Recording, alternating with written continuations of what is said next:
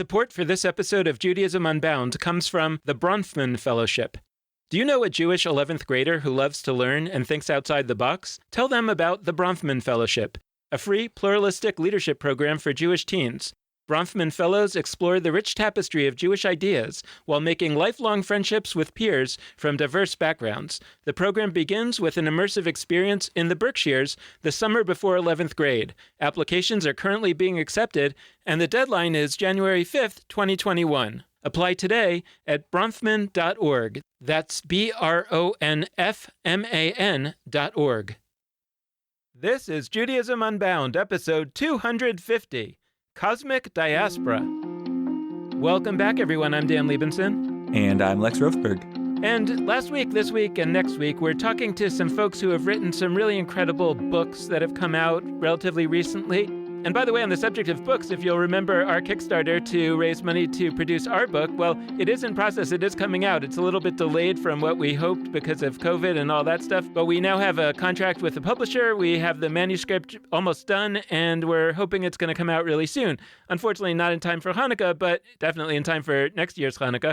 And while we're on the topic of Hanukkah, let me mention before we welcome our guests that we are in the midst of our Hanukkah fundraising drive. We're in the middle of what we're calling our Hanukkah Gelt Raiser campaign, where we're really only asking for $36 from everybody who listens to Judaism Unbound. There are thousands and thousands of people who listen to Judaism Unbound every single week. If every one of those people gave $36, we would have invented a new way of supporting a Jewish organization. If you want to be part of that, please just consider giving $36. You can go to www.geltraiser, that's G-E-L-T, Raiser, RAISER.com, and you can click through and give $36. If you can give more than that, that is fantastic. But we've been talking a lot about political campaigns lately, and some of these campaigns are raising, an average gift of $42 or whatever it is, and they have thousands and thousands of people that are giving a small amount. We'd like to run a Jewish organization that way, rather than just having to get big, huge grants from foundations or charge people thousands of dollars of dues. We would love it if everybody who listened to this podcast just gave a few dollars. We have a few hundred donors now. What I would be really excited about, let's see if we can make it happen, is that we would have over 1,000 donors by the end of this Hanukkah Gelt Raiser. So if you've been listening to Judaism Unbound, if you've been watching Jewish Live stuff, if somehow we have made a difference in your life over the last year, would you consider just giving $36 to our Hanukkah Gelt Raiser? We have set up a whole new way now to give monthly giving. So we're actually just asking you to give $3 a month. That would make such a difference. So if everybody listening to this right now would just head over to geltraiser.com, give $36, that would be an amazing step in the direction of inventing a new way to support Jewish life in the digital age. And as a special bonus, for those of you who do give $36 or more, or $3 a month or more, we are having an 8-day Hanukkah party here on Judaism Unbound, where each night of Hanukkah, at different times for different time zones, we are going to be getting together with our community of supporters, and we're going to do various Unbound rituals each night. We're going to experiment. We're going to schmooze. We're going to talk. It's going to be really great. So please consider this one time a year to give to this Gelt Raiser $36 or more, $3 a month or more, and we would be enormously grateful, and you would have helped us support this organization, continue to go on and do this kind of work in the year ahead, and prove to the world that we can support Jewish life in a new way, which is lots of people giving a small amount of money. Thank you so much for being part of this. And now let's welcome our guest. Today's guest is Jake Marmer. He is a poet, performer, and educator who has just come out with a new poetry collection called Cosmic Diaspora. It brings together fantasy, hard-boiled sci-fi, Jewish mysticism, experimental poetics, free jazz, and dark deadpan humor. He has also just come out with a new album of poetry, jazz, klez, avant experiments. It's called Purple Tentacles of Thought and Desire, and it features a number of the poems that appear in the new book with a bass line and a musical accompaniment. It's created by the Cosmic Diaspora Trio, which features Jake, which is a project that brings together experimental poetry, jazz, and klezmer in eclectic, fluid, and improvised manner. Cosmic Diaspora is Jake Marmer's third collection of poetry. The other two are called The Neighbor Out of Sound and Jazz Talmud. And he's also got another album called Hermeneutic Stomp. Jake Marmer is the poetry critic for Tablet Magazine, and he is also the Education and Programming Director of the Bronfman Fellowship. He is a PhD candidate at the City University of New York Graduate Center's Department of Comparative Literature, and his essays have appeared in the Chicago Tribune, Jewish Review of Books, The Forward, and various other publications. We are really excited to take a deep dive into science fiction and Judaism-infused poetry and sound. So Jake Marmer, welcome to Judaism Unbound. It is so great to have you. Hey. To start, a poem by Jake Marmer entitled Anima.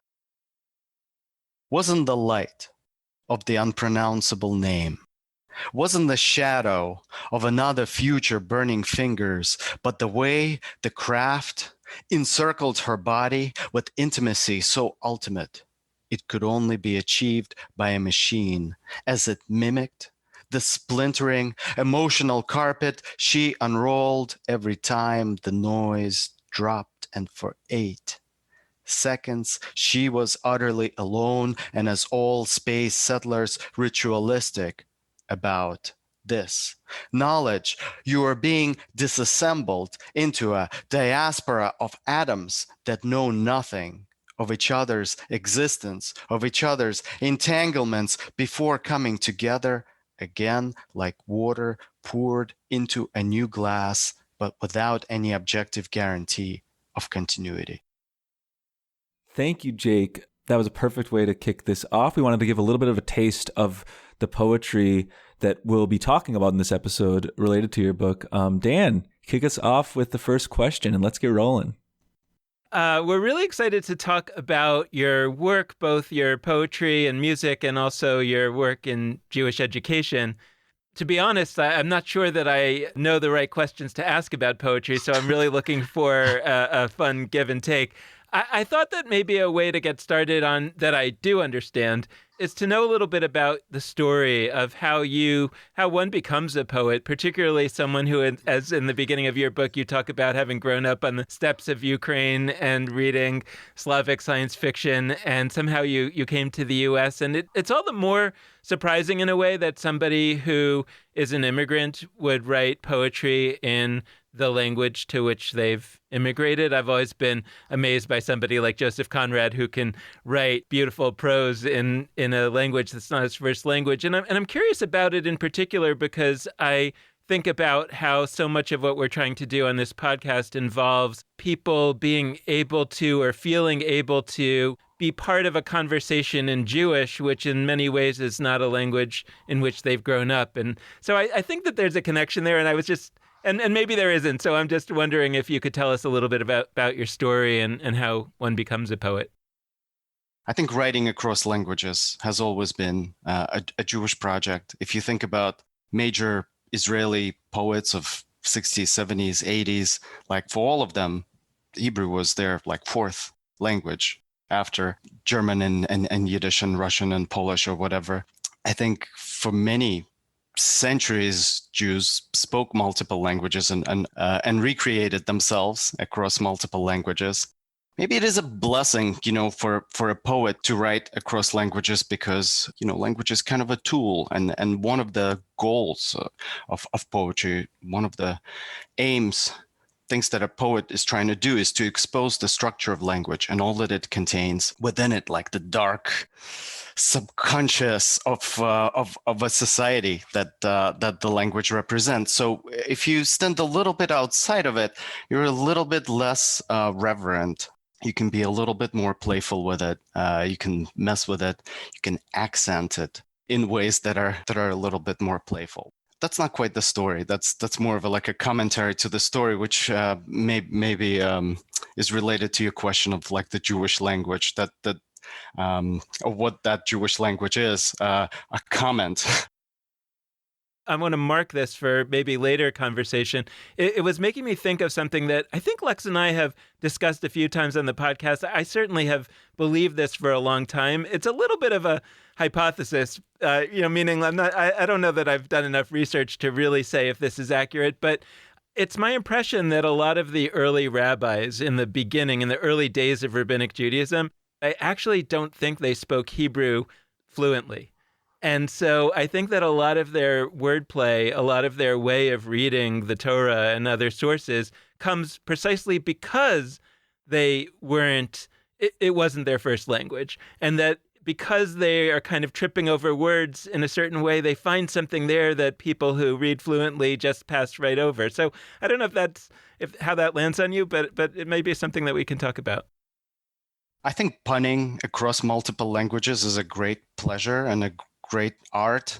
Yeah, I that makes sense that it's somewhere in the tradition that far back, and the creative freedom that some of the earliest rabbis had taken, Midrash and Talmud. It's just so wild how free associative it is, how disconnected from like the actual semantic context sometimes it is. It's just like pure imaginative, free associative stuff that you see in the tradition. It's very rich and fun and witty, and I think that's a great observation, and it makes a lot of sense to me. It goes all the way back.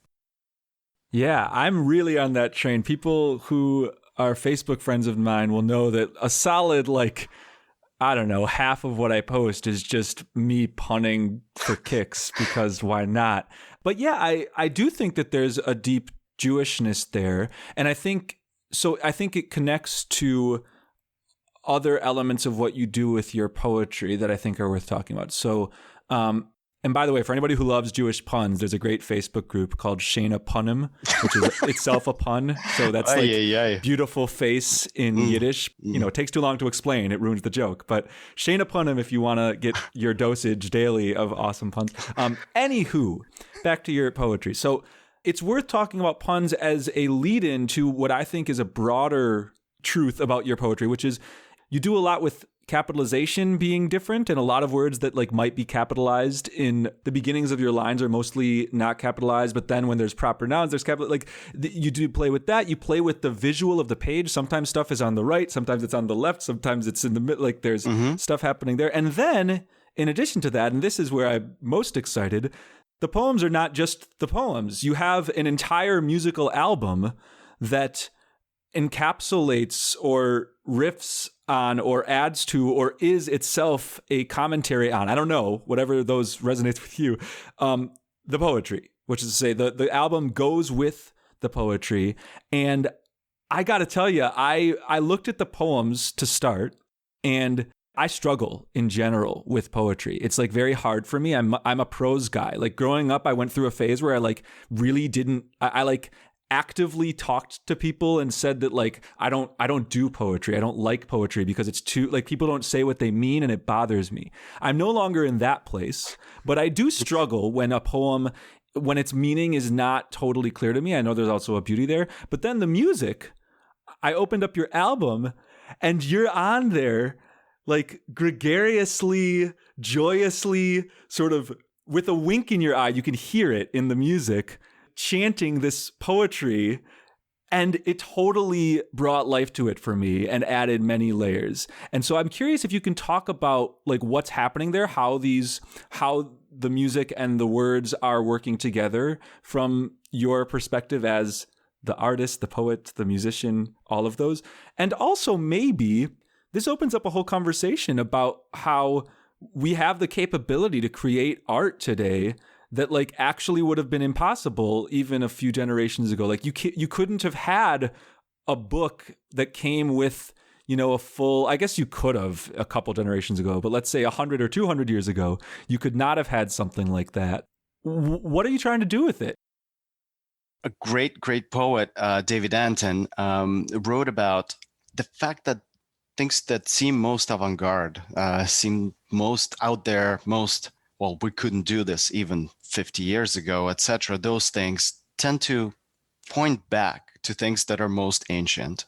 What you are talking about is kind of a return to orality for tens of thousands of years before literacy, certainly before the printing presses, and before this idea of a poem as a written thing that lives on the page only.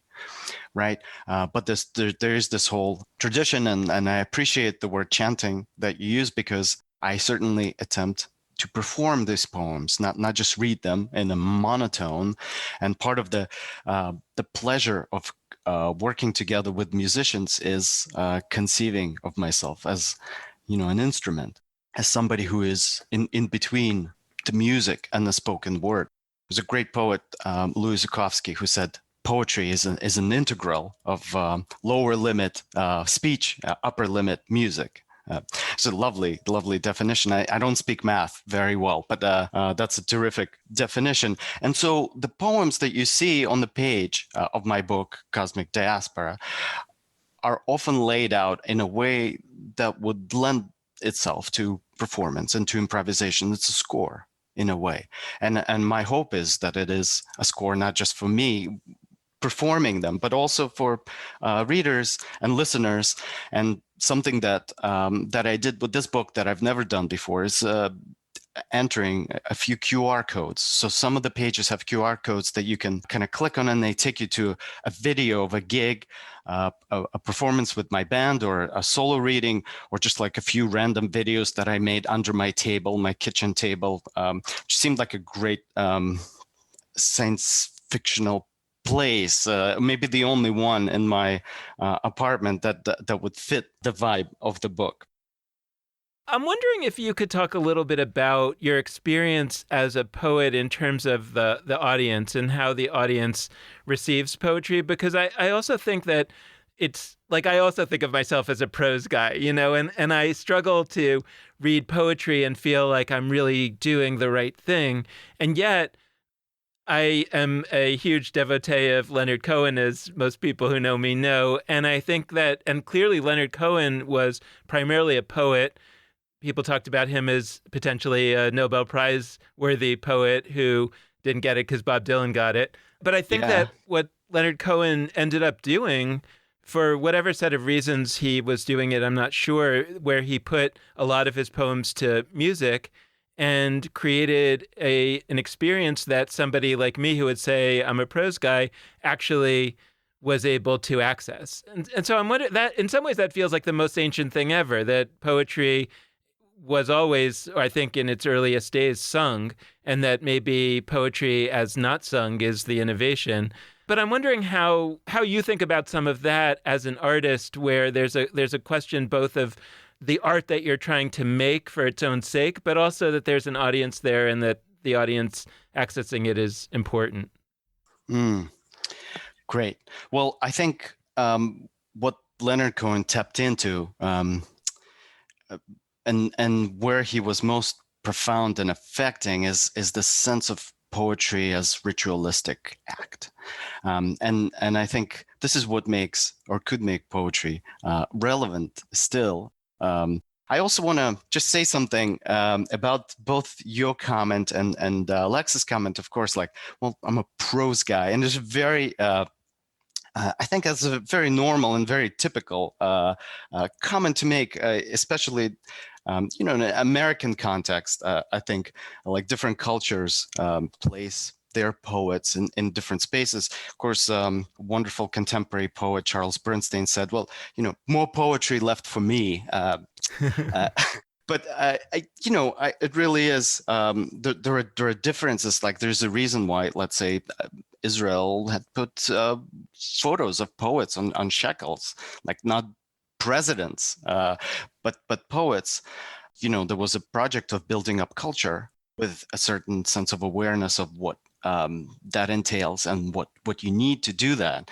And the stakes were high. Or like great Jewish Soviet poet Osip Mandelstam wrote that the blessing and the curse of being a Soviet poet is that, poetry matters so much you could get killed for it, which is what happened to him, right? Mm-hmm. So it is both like the curse of it, that it's dangerous, your life is in danger, but it's also that, like, people listen to it and care about it so much that, can you imagine somebody like getting hard, like, worst thing you're going to get, like a pissed off blog post in our I don't know if anybody does that, but all the more tweet, so a tweet. Yeah, tweet, whatever. It might even be a blog post still, like that. Like in utter irrelevance, the context in which the critique might take place.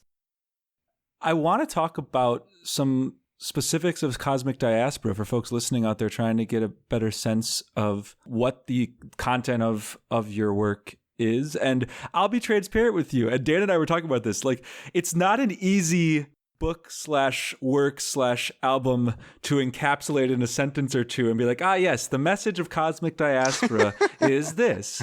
And so I'd love to hear from you, like, to the extent there are like messages or particular goals of your work here, what were they? And also just for people to get a sense who haven't yet cracked open the pages or popped in their earbuds for the music/poetry, like what actually is happening page by page of Cosmic Diaspora? You're spot on. There isn't a specific goal that's easy to summarize.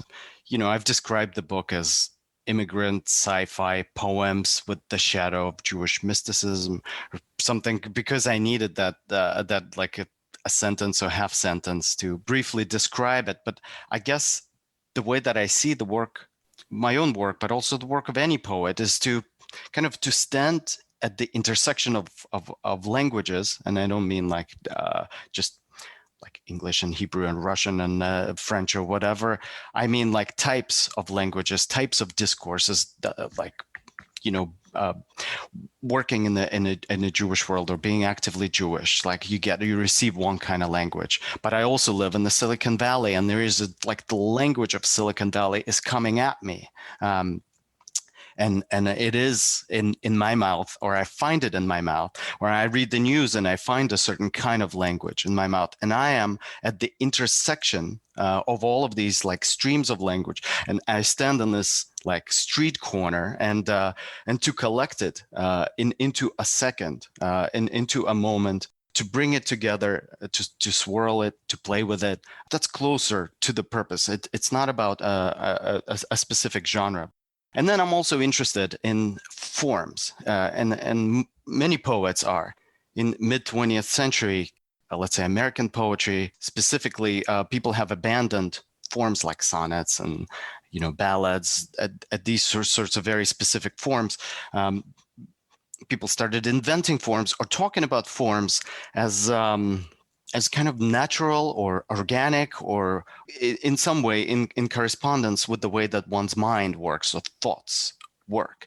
And that's really important, because you're sort of shaping rhythmically the way that you think and the way that you're laying out these ideas. And I want to look for forms. I'm very interested in Jewish forms specifically. My first book was called Jazz Talmud. I was playing with the Talmudic form of discourse and the musicality of it, the energies of it.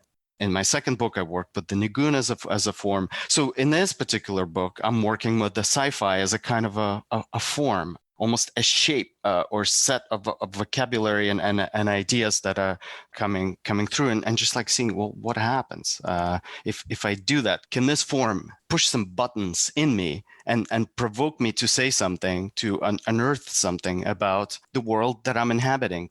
My immigration experience, whether it is Jewishness of the 21st century, whether it's some kind of a larger story of Jewish migrations since the beginning of all of our migrations. The book is called Cosmic Diaspora. Obviously, like in a way, I am alluding to that and to the continuousness of that impulse. I'm really glad that you said that just now about forms, because that helps me formulate a question from your previous response. Formulate. Oh. I hadn't even thought of that. See, I'm a poet and I didn't even know it. That when I think of Jewish texts, in particular when I think about the Bible, I think that people mistakenly think that it's prose with occasional poems thrown in, like the Song of the Sea or whatever. There's certain things that are in the Bible that are clearly poems or songs, and everybody imagines that the rest of it is prose. I think it's actually something in between, the where I first started thinking about this was when I read the book Understanding Comics, which is a graphic novel length and style book about graphic novels. And it's about the way that a great graphic novelist creates a graphic novel. And basically, one of the parts of it talked about why is it that we find more sketchy kind of comics like The Simpsons? Why do we find those more relatable than comics that are very well drawn? And he basically explains that it's because of that sketchiness. It's that as soon as something is really well drawn, then it becomes someone else. And it might be an interesting story about someone else, but it's not about me, because my own experience of myself is basically two eyes and a mouth. And so a smiley face is actually very relatable because it looks like me. And so I've used that for many years to think about the Bible and to think about some of these stories, particularly like from the book of Genesis, that are these very sketchy stories. They're almost as little as you could possibly say and still convey the basics of the story.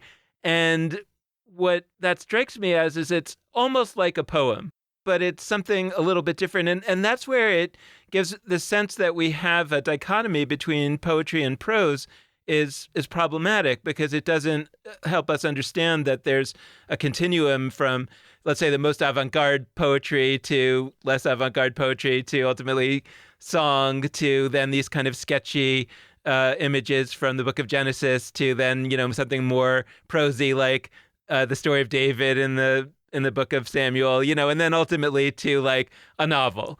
I'm thinking like what we're trying to grasp at is what is that Jewish mythology? What is that stuff that's actually deeper than a novel that somebody wrote and more understandable than avant-garde poetry? And yet it's something really important for us to be able to kind of grasp and create and reimagine. Yeah, I mean, in addition to that comics book, which sounds great, by the way. It's a great book, yeah. Yeah, it sounds excellent. There's this famous essay by Erich Auerbach where he juxtaposes the story of the Akedah, the binding of Isaac, the story from the Bible, with Homer and Homeric narrative. And what he says is, like, not Simpsons, since the Simpsons came up, the other Homer. Yes, yeah. Thank you. That's true. Simpsons would be more in Auerbach's mapping. It would be more on the biblical side. Yes. So it's more sparse, and what he says is it's fraught with background.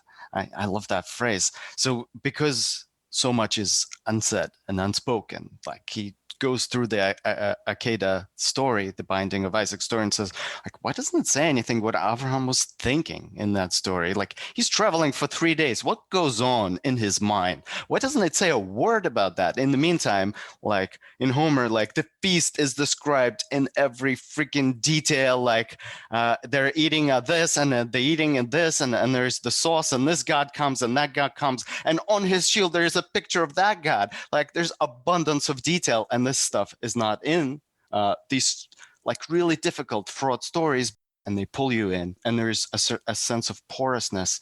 It is created in a way that begs to be interpreted, that sucks you in.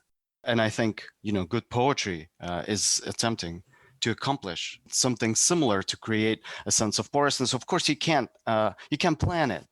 You can't just like write, I'm going to write something so that people will like fill themselves in, so their soul will just like leap and onto that page, and in those white spaces will position itself. This is not something one can plan. Allen Ginsberg wrote that prophecy is not about saying like on such and such year the bomb will fall on this and that city. It's more about just like creating or writing or saying something that in 100 years somebody will read and suddenly will feel a deep connection to. Like that is what prophecy is. Very much true for I think biblical prophets too.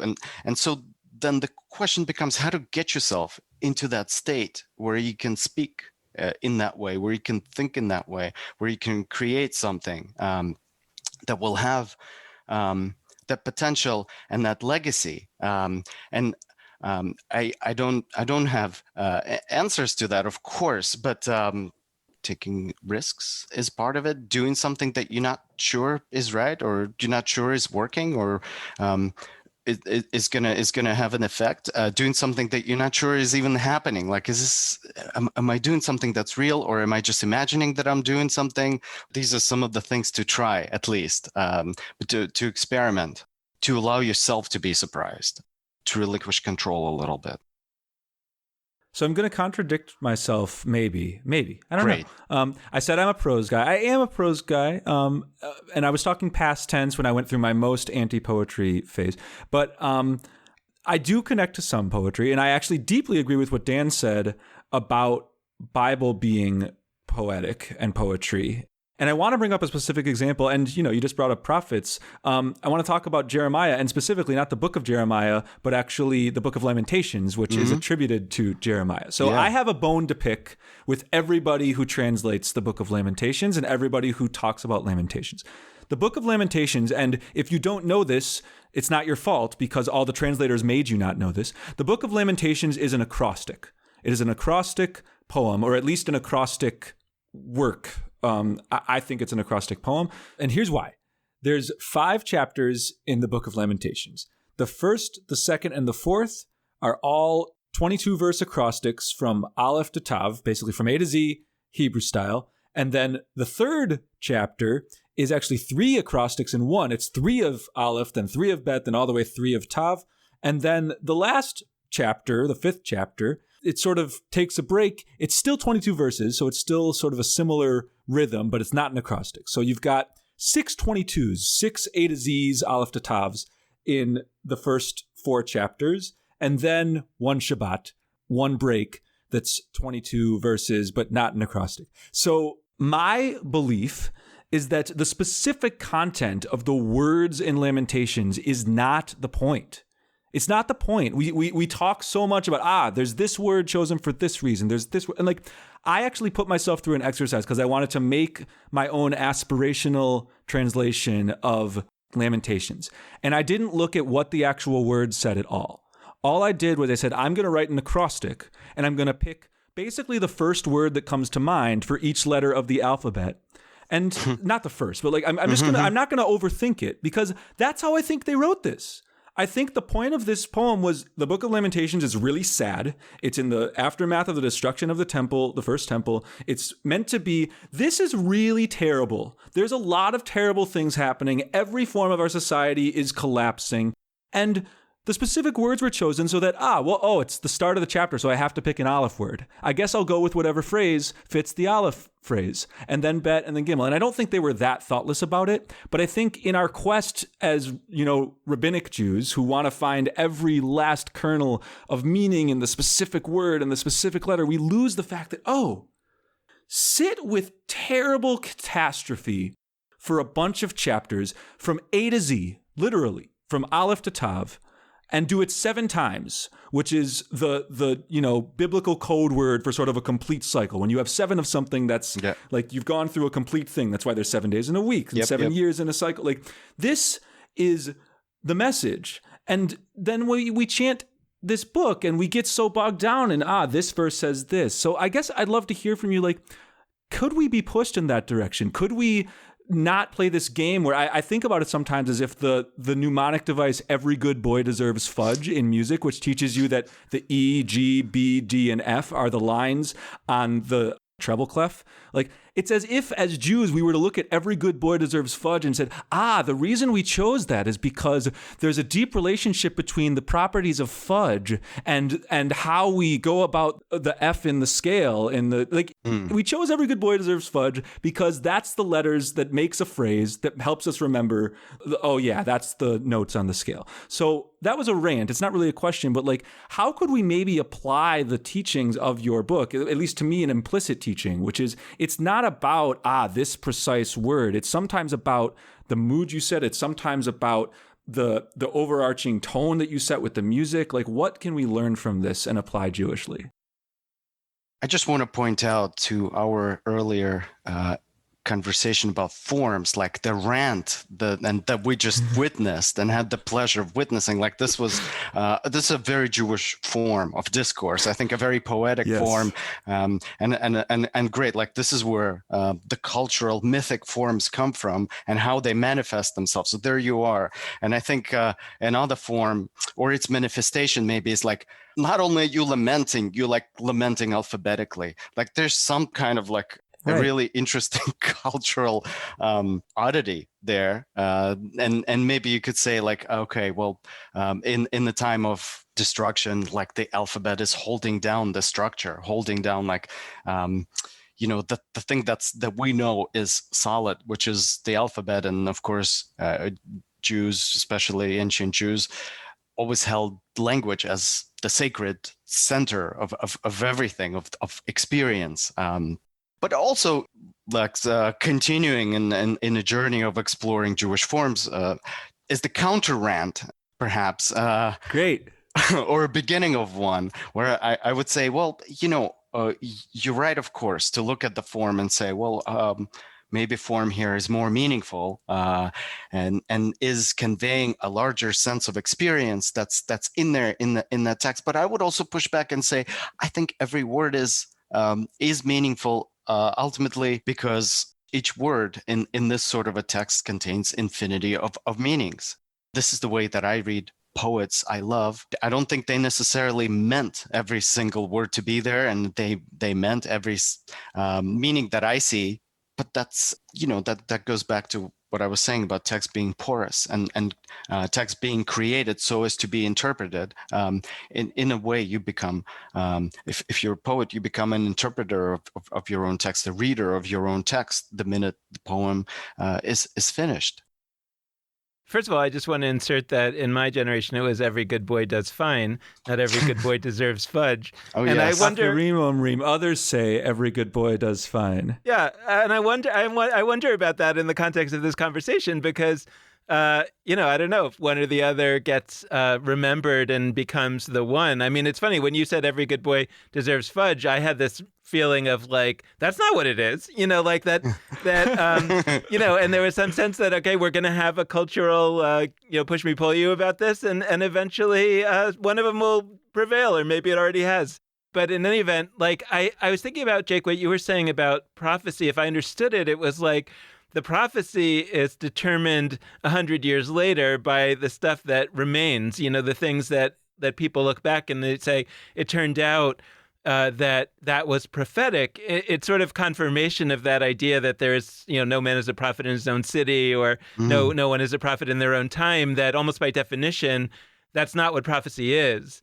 But I mean, I think the way that I think about that question of the acrostic, I wonder whether it's both the form. I mean, I actually didn't know that, or I knew it a little bit about Lamentations, that it was an acrostic, or that at least some of it was an acrostic. I didn't know that there were 7 and that the whole thing was an acrostic. So I appreciated all the more. Because the mainstream media... No, just kidding. Yeah, the mainstream media told you. Yeah. But no, I appreciated all the more knowing that. And I fundamentally believe that that probably every word does matter, because I kind of feel if Jake took that form, he would take the form and he would make sure that every word mattered. And so, Jake, I'm wondering if you could help us understand that a little bit more in terms of both how you work as a poet, but also I think that we've been talking on this show about Judaism as an art form, that Judaism as a material of art. Like, I think people misunderstand Judaism. They think Judaism is a great Renaissance painting that we should only go and appreciate, and maybe we should learn to sketch it so that we can get as close to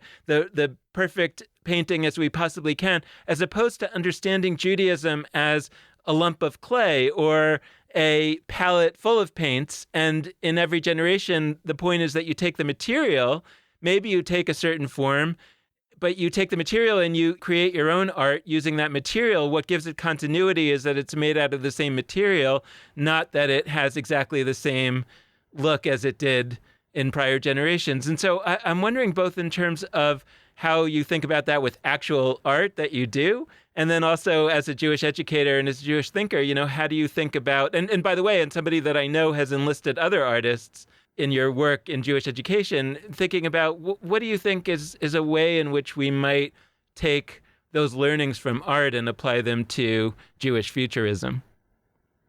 So we were talking about mnemonics and forms, and I thought I'd share a piece from Cosmic Diaspora. It's called Mnemonics, and the form that it is exploring is the form of Hebrew alphabet, and is playing with that form. So I'm going to read it, if that's okay. The most okay. Aleph is for alien, Bet for the great. Alternatives to alienation, what are they? vet for the inevitable, alienation from self, from Marx, Gimmels for the game plan, breathe, don't alienate other aliens. Dalit, face it, you got dealt ancestral language you don't even speak.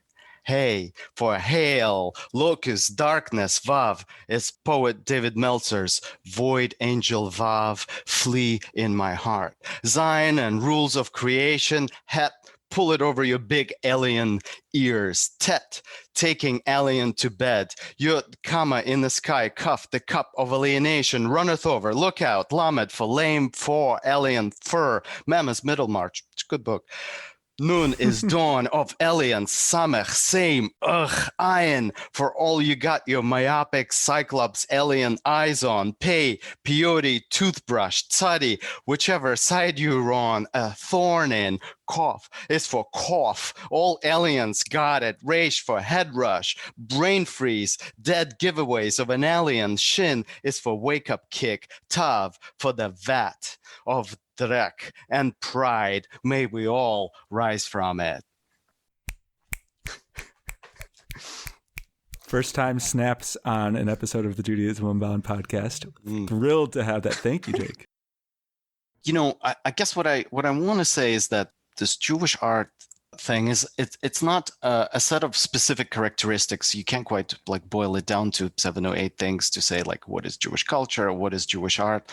It is more, I think, of a frame that you bring to an experience. Like I don't set out to create Jewish art. That's not my goal. I'm writing poems, and I am fully in the experience of writing poems. The less of a goal I have in that, the better it is for my poetry. And I think this is true for other artists as well. You can bring a frame to, let's say, your readings of Kafka and talk about like, well, here's a writer who did not mention Jewishness at all in his works. But yet, if you bring that frame and you start looking and you say, well, like, oh, well, you know, Josephine and the Mouse Folk story, like this is about the little shtetl kind of a Jew culture that he's riffing on, and of course Art Spiegelman, you know, he wrote his Mouse as he told me he was inspired by that very story. So you bring that frame, all of a sudden you're in a space of Jewish art and commentary on the Jewish experience that's profound. Or let's say the works of Joy Layden, who you had on your show. Not necessarily every single poem or bit of writing is addressing directly the Jewish experience, but you know, with the frame of her memoir being called a Jewish journey between genders, all of a sudden you are in a space where you are dealing with the Jewish experience. I mean, like, what if you have a very thoughtful young Jewish dancer who is dancing in a Nutcracker performance, let's say? So then Nutcracker, Jewish? No, of course not. But then, what is the experience of a Jewish dancer like? And then you start asking that set of questions, and you're looking through that frame, and all of a sudden it becomes like a profound Jewish artistic experience. I also want to ask, like, about, you know, you have this side hustle as a Jewish educator, you know, as somebody who's running a Jewish leadership program, or the education part of it. And I'm wondering, though, about that in particular, that you've written some articles about how you had to pivot when COVID came. And, you know, this particular program, the Bronfman Fellowship, was supposed to be one that has a big chunk of it in Israel. And you ended up doing it on Zoom. And you talk about, and I think that I think that the theory that I'm floating a little bit is that artists are those that we should be looking to, not the question of whether their art is also Jewish art. It's about enlisting artists in the process of reimagining Judaism in a time like this when we're dealt with with COVID. But also in this time that we live in more generally, when we're looking at what B'nai Lappi calls the crash of rabbinic Judaism, and that a lot of people are troubled by, you know, a lot of people are freaked out. Like, what do you mean it's going to be ending? And I tell this story a lot. I sort of like imagine this early rabbi coming into the temple, right before it was destroyed, and saying, "I've got this idea for a new kind of Judaism," and they end up just describing the kind of Judaism that we all have, and they're basically laughed out of the temple because it's like so crazy, And I just sort of wonder whether when you had to face a situation where the program in which you're working not so much as an artist but as an educator has to change suddenly, that somehow you're in a better position to be able to do that because, you do this art outside of it, and it's like, okay, yeah, so that's it. It's just a new form, and so we just have to try to rearrange the material in this new form. I know you jokingly said the side hassle, but it is in a way it is and it isn't, because it's I see education as very much intertwined with my identity as an artist. But with art, first of all, you have something that we call in the Jewish world, we call it lishma, and that's a really important word. Doing something not for ulterior motive, but for a higher purpose, for its own sake. That's very true of art, and I think it's also true of Jewish education. That's worth its salt when you are in the space of engaging with it, because you're taking great pleasure from the ideas and the thinking together with others. You are in a what we talked about is like this ritual experience of learning and thinking and being together, the pleasure of the conversation. It's very similar whether you're reading poetry or sharing artistic work, or you are delving into these classic Jewish texts. When I think about Jewish educators that I love the most, who have been most profoundly affected by, they've all had kind of a performative edge to them. In other words, they don't set out to be performers, but there is something to it. Like somebody like, let's say, Aviva Zornberg, who I admire so much, and I think she would resist the idea of performance. But anybody who's been to her lecture, certainly I have experienced something like almost like a trance-like state of being in the presence of her, thinking and conveying teachings. That's not just like the matter of conveying information. Again, this word ritual is coming to mind. This is like the ritual of teaching and learning, and I think she is embodying teachers of the past. She's embodying the tradition, thinking out loud publicly. She's also bringing the wealth of scholarship to that moment. So she's not quite a performer or an artist programmatically, but it just happens that way because the roots of art and performance go to that very same place. And coming long way back to your question of what artists could bring to specifically this moment, the moment of crash, is I think something like playful irreverence and also a sense of sacred. I love this thread of applying this to Jewish education and to our Jewish future. That's what we love to do here. But I read an article that you wrote as part of your side hustle Jewish education endeavors. And I loved it. And you talked about something we talk about a lot, which is the whole question of like adapting things from, I'm going to say in quotes, in person to online. I say in quotes because I actually think online can potentially be a kind of in person, just in a different sense. So I want to talk about that because you set up a framework I think is really helpful, which is you said it's not that we're like looking at in person and trying to take all the pieces that happen in an in-person kind of program and see, what's the closest we can get to that in Zoom. That process is doomed because from the start, you're doing an act of replication that can't actually replicate. I'll put the link to this article in the show notes for folks who want to read. I love that. And I've been playing around lately with, I think that we really need to investigate this because that's how most Jewish digital programming is still happening. People are still starting from the place of, okay, this is what it's used to look like. This is what it's generally looked like offline on the ground. How do we get close to that? And So I guess I'd love to hear more from you on that article. Like, what have you learned in migrating some of your work to this digital context? Following with Dan's, like, to what extent do you feel that that's sort of drawing from your own experience as an artist? And just sort of more broadly, how should we maybe be thinking about this new digital context for Jewish education, for Jewish art in new ways? Great.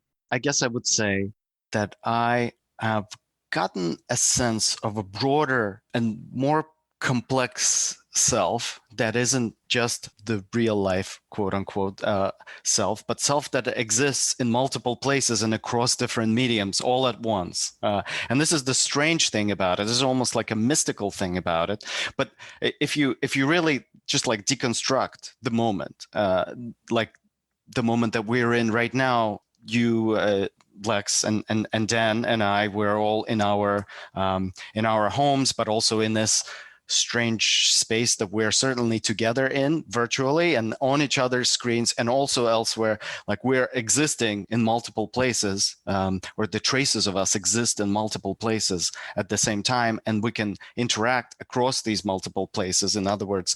And there's this just a sense of even stranger kind of a self that is spread across different mediums, and I think that has been true for quite a while. But it took, I think, a pandemic to really drive this home, just how strange it is, and how sci-fi it is. Back to sci-fi there for a second. But I think that's absolutely worth investigating. And I think as we pivot and we are exploring this space that we're in, what's necessary is just bringing all of what you got, all of the things that you know and love that work, and being prepared to improvise and to interrogate the medium also, just like to question, like, what do we find about ourselves and who we are? Because we're defamiliarized, we're in this new kind of a space, and it's because we're disoriented. Some real stuff that's normally buried under like the discourse and forms and repetitions of everything everybody else said. Suddenly you're so disoriented, you might actually say something real, or you might experience something real in this strange place. And this is, an opportunity to improvise and open up. It doesn't mean that I'm glad about it. Maybe a little bit, but at this, I would still just prefer to be in person. I think, and not just because I'm more used to it, but I appreciate I appreciate what I can discover, and I think we probably will, decades later, just look back and say, well, this was a pivotal moment when so many things changed, and we didn't quite go back to the same place, but to just a more hybrid state of who we are that we have come to recognize. Yeah, when you said the word discover, it got me thinking about a little bit about this series that we have coming up on the podcast on philanthropy. And I was thinking about the landscape of what philanthropists tend to fund and how they think about it.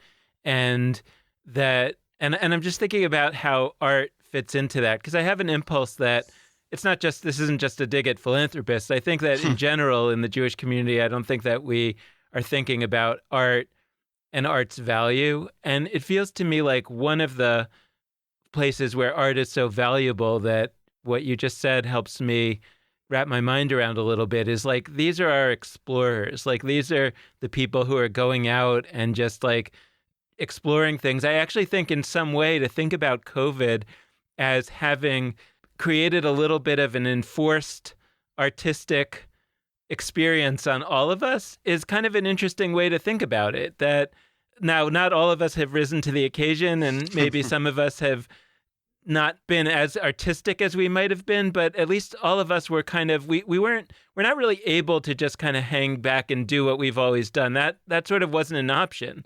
And so I wonder, as we reflect on what a lot of us have been doing over the last 8 or 9 months, whether that could potentially give us an appreciation for what artists do all the time, even in times of not crisis, that are potentially preparing us for a crisis.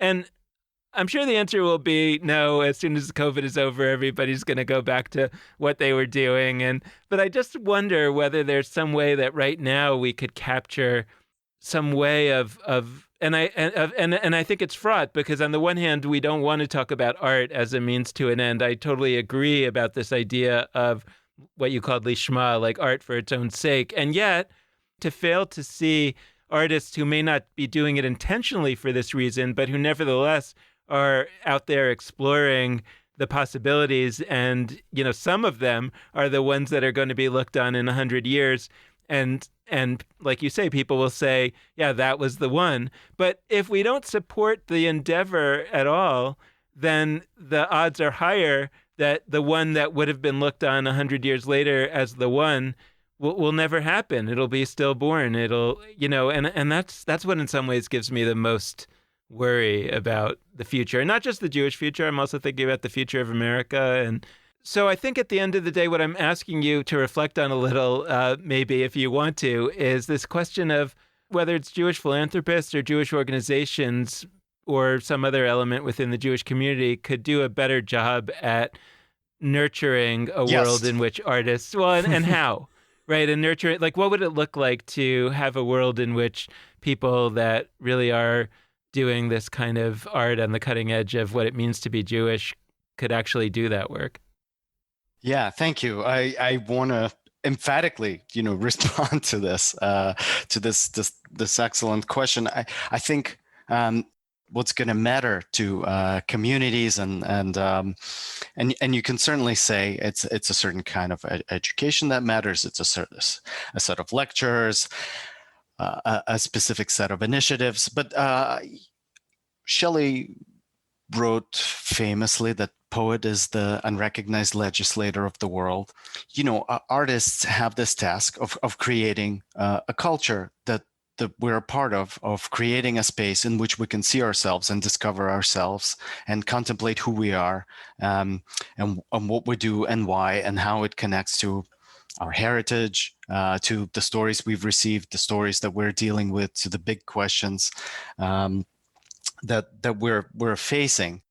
Creating that culture and a rich culture, a culture in which you can have a sense of transcendence and a sense of purpose that's broad and is serious and committed and ethical and empathetic and all of that. You need culture to back it up. And there's so much in the tradition, Jewish tradition, these great and really important stories and also modes of thinking, of interacting with others, and these things need to be unearthed and discovered. And to me, the space where they're going to come from is, of course, art, and not just poetry, but also visual art and theater, of course, and film. All of these things, if they exist, then we are in conversation with the ancient tradition. We are in conversation with who we are profoundly, and of course, I think these things need to be funded. I think every serious Jewish educational space should have artists in residence. Like every shul that wants to matter should have artists in residence, creating and teaching there side by side with everything else, because people need something profound to come together around. I'm not a big davener myself. I don't feel particularly moved or affected by it. And I know a lot of people like me who want to come together around a sacred experience, but don't necessarily want that experience to be centered around prayer.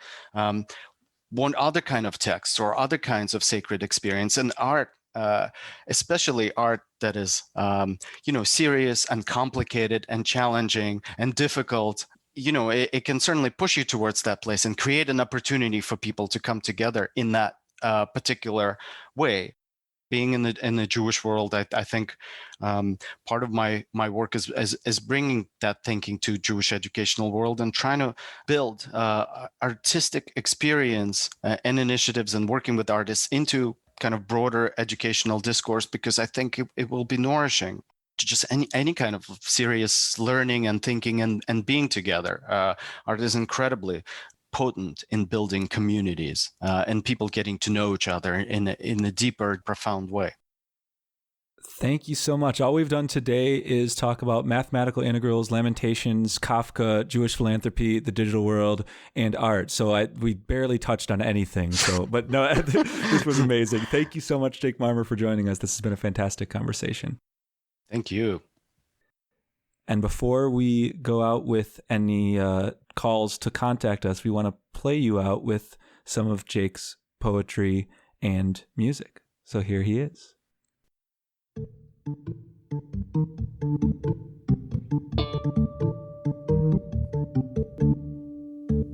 Some call it theological equivalent of money laundering.